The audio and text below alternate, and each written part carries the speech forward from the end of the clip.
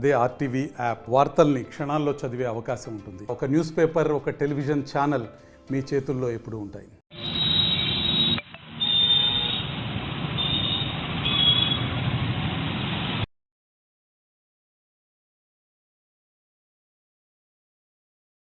ఈరోజు ఆదరైనటువంటి మత్స్య కార్మికులకి మరియు ఎక్కువగా విపరీతంగా చేపలు పట్టడం, చేపల పరిశ్రమ తగ్గిపోతూ ఉంది.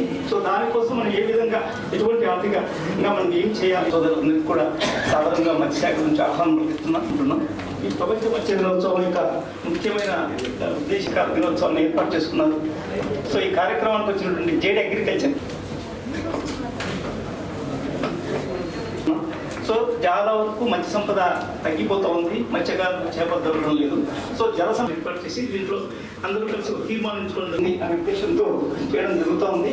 దీనికోసమే మనం ప్రతి సంవత్సరం ప్రపంచ మత్స్యకారుల దినోత్సవం వేట చేస్తూ ఉండాలనే ఉద్దేశంతో చేస్తున్నారు. అదేవిధంగా చేపల వేట చేసేటప్పుడు చిన్న మెష్ ఏదైనా ఉంటే అటువంటి చిన్న చేపల పిల్లలు పట్టకూడదు అని మనం చేస్తున్నారు. ఏప్రిల్ 14 నుంచి జూన్ 14 అనేది గవర్నమెంట్ ఇవ్వడం జరుగుతూ ఉంది. ప్రతి సంవత్సరం దాన్ని మే నెలలోనే ఇవ్వడం జరుగుతూ ఉంది. కాకపోతే ఈసారి 1+2 అంటే 3 ఇస్తారు. అదేవిధంగా మోటార్ బోర్డుకి అయితే 6 మందికి ఒక్కొక్కరికి 20 హ్యాచరీస్ నుంచి నాణ్యమైన సీడ్ రైతులకు వెళ్తుందా లేదా అని అభివృద్ధి పదవి. సో మనకు జనరల్గా ప్రొడక్షన్ జేడి గారు దగ్గరికి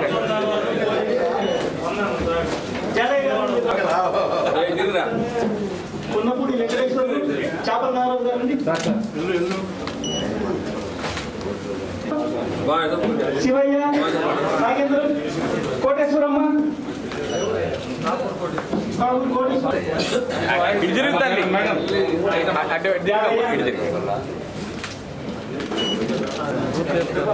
వెంకటరమణ,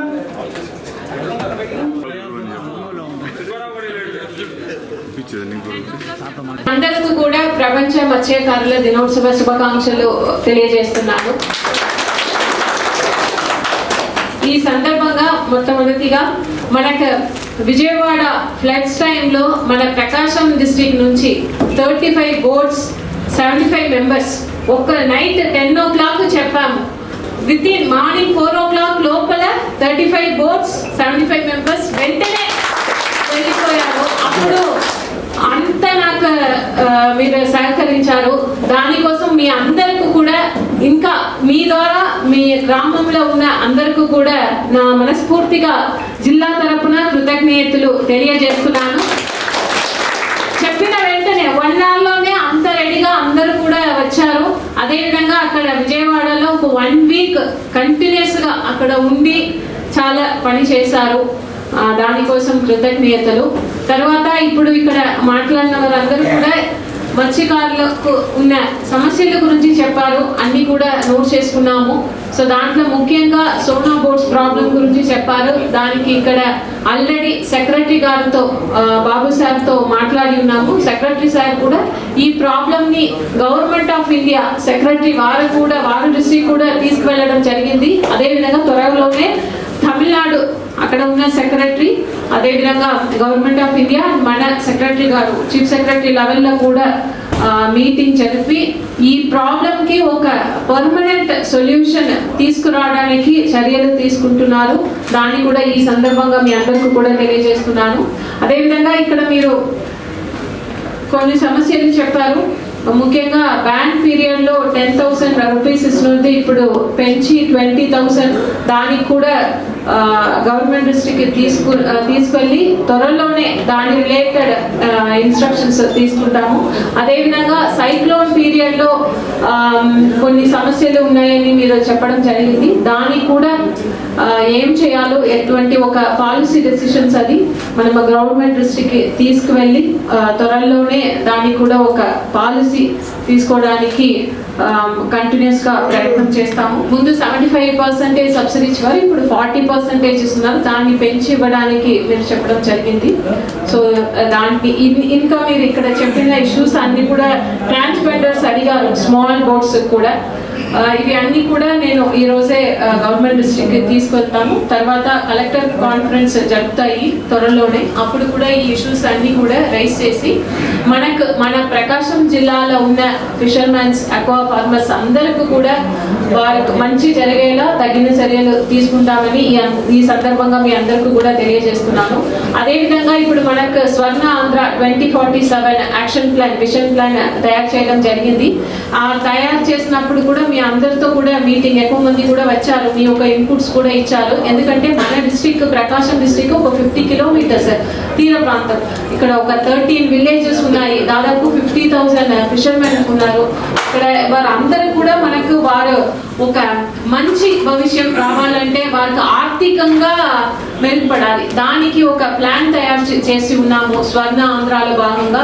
సో దానికి మనకు దాంట్లో భాగంగా ఇక్కడ డొమెస్టిక్ కన్జంప్షన్ ఇంక్రీజ్ చేయడానికి, అదేవిధంగా ఎక్స్పోర్ట్స్ని కూడా పెంచడానికి కార్యాచరణ చేయడం జరిగింది.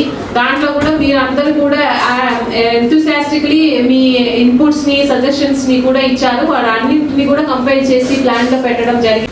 మొదటిగా ప్రపంచ మత్స్యకార దినోత్సవ శుభాకాంక్షలు అందరూ కూడా చాలా మీరు చెప్పిన విషయాలన్నీ కూడా అవగాహన చేసుకొని ఇటువైపు ఉన్న వారందరూ కూడా ఎటువంటి ఇబ్బందుల్లో ఉన్నారు మత్స్యకారులు అనేది కూడా అర్థం చేసుకుంటూ వస్తున్నాం.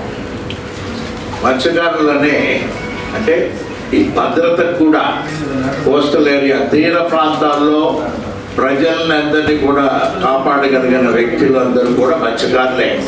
కోస్టల్ గార్డ్ అనేది మామూలుగా పోతే ఆ నేవీలో పోతుంటుంది, కానీ విషయాలు తెలుసుకొని చెప్పవలసిన వాళ్ళు ఏంటంటే ఆ మత్స్య వారిలో ఆ తీర ప్రాంతంలో ఉన్న వారికి ఎక్కువగా కూడా ఏమి ఎక్కడి నుంచి బయట ప్రాంతాల నుంచి, బయట దేశాల నుంచి ఎవరన్నా రాగలుగుతారా, పోగలుగుతారా ఈ బోట్లు అనేది అన్ని కూడా అవగాహన చేసుకుంటున్నారు. ఈరోజు మత్స్యకారులు చాలా ఇబ్బందుల్లో ఉన్నారు. వారికి సుఖమైన జీవితం అనేది కూడా చాలా సంవత్సరాలు కూడా జరిగింది. అయినా ఇప్పుడు రాబోయే రోజుల్లో, వచ్చిన రోజుల్లో కూడా అన్ని విధాల ఇబ్బందులు కూడా రావడం అనేది, సబ్సిడీలు కొట్టుకొని లేకుండా పోవటం, అదే మత్స్యకార వృద్ధి అనేది కూడా ఇంకా ఆ ఫండ్స్ రిలీజ్ కావడం అనేది ఆలస్యం కావటం, సైక్లోన్ రిలీఫ్ ఫండ్ అనేది సైక్లోన్ టైం పీరియడ్ అప్పుడు కూడా ఒక రిలీఫ్ అనేది కూడా రాకుండా పోవటం, అన్నిటికీ కూడా మార్గాలు ఉన్నాయి. మన గౌరవ ముఖ్యమంత్రి చంద్రబాబు నాయుడు గారు అయితే ఎలక్షన్ ముందే వారి మత్స్యకారుల గురించి ఎన్నో విధంగా కూడా చెప్పడం, మేనిఫెస్టోలో కూడా పెట్టడం చూసి